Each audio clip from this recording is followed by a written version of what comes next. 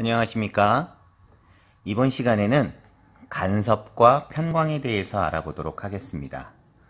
간섭과 편광. 자, 많이 알고 있는 사람들도 있는데요. 간섭과 편광이 빛이 뭐에 증거가 된다? 파동성을 가진다는 증거가 되는 아주 중요한 그 현상인데요. 첫 번째, 간섭에 대해서 알아보도록 하겠습니다. 간섭이라는 것은 두 개의 빛 이상이 만나서 밝거나 어두운 무늬가 반복적으로 나타나는 현상을 간섭이라고 합니다. 두 개 이상의 빛이 만나서 밝거나 어두운 무늬가 반복적으로 나타나는 현상. 그래서 영이 실험을 했는데요. 영의 실험 장치를 한번 보도록 할게요. 앞에 슬릿이 하나 있고요. 그 다음에 구멍이 하나 뚫린 슬릿이 있고, 두 번째, 이렇게 두 개의 구멍이 뚫린 겁니다. 그럼 여기서 A 지점에서 출발한 빛이 이렇게 B 구멍과 C 구멍으로다가 통과해서 어떻게 됐냐면, 밝고 어둡고 한 무늬가 이렇게 반복적으로 나타났다라는 얘기가 되겠습니다. 근데 이거를 이렇게 보면 학생들이 좀 오해하기 쉬운데요. 사실 여기서 나와 있는 슬릿 2 이렇게 만들어주는 방법이 있습니다. 어렵지 않아요. 우리가 생명과학 시간에 보면 현미경 보면 이렇게 뭐가 있죠?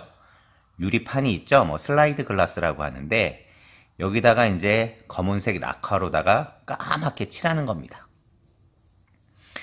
까맣게 칠한 다음에 슬릿 1은 어떻게 하는 거냐면 여러분들 면도날이라고 아세요?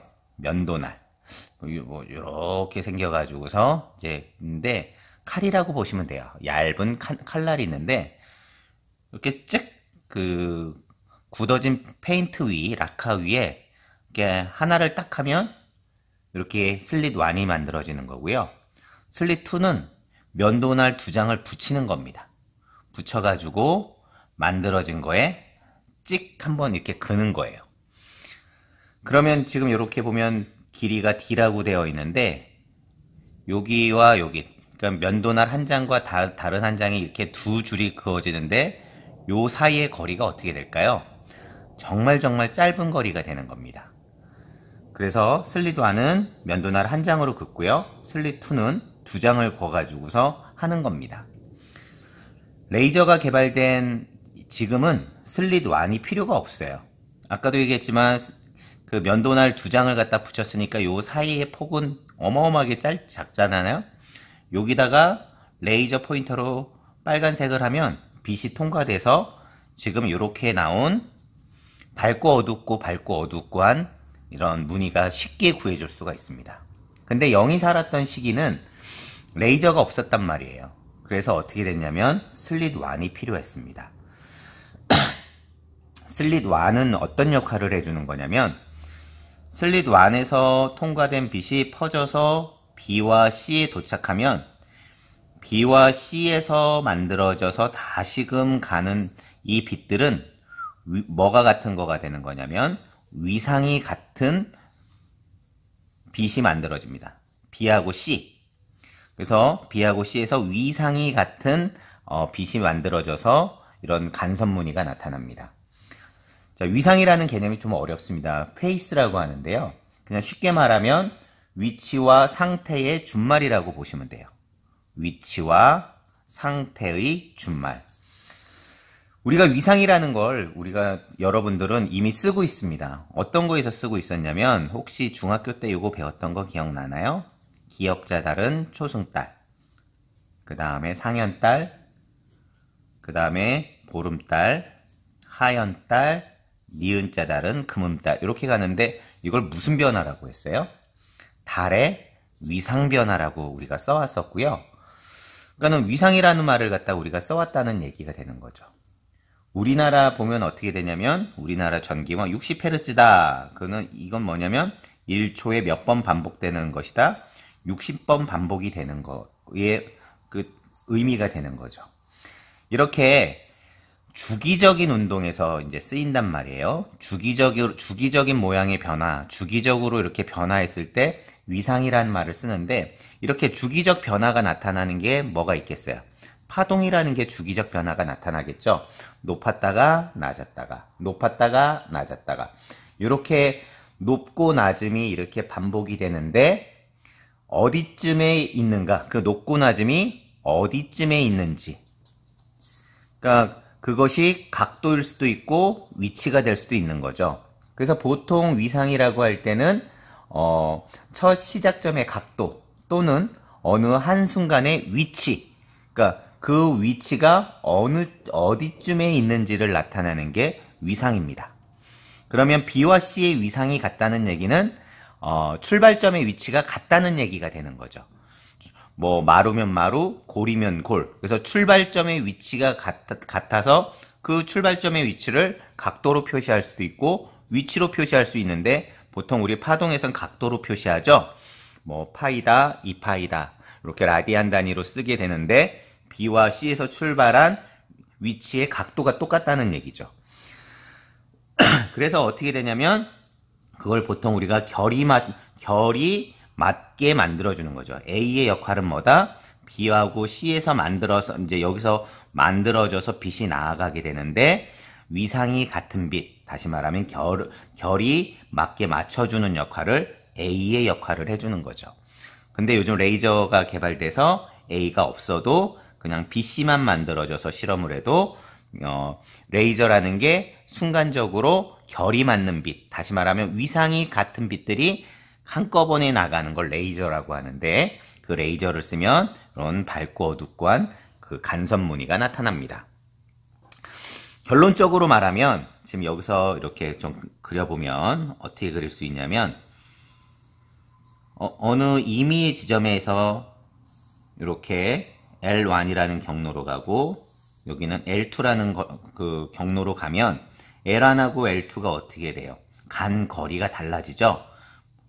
거리 차이가 생긴단 말이에요. 그럼 이거 거리 차는 어떻게 돼요? L2-L1이 되는데, 결론적으로 말하면 이렇게 수직선을 세우면 요 사이의 거리가 D, 여기가 세타라고 하면 여기부터 여기까지, 다시 말하면 D sin 세타, D sin 세타를 거리차, 그래서 무슨 차가 된다?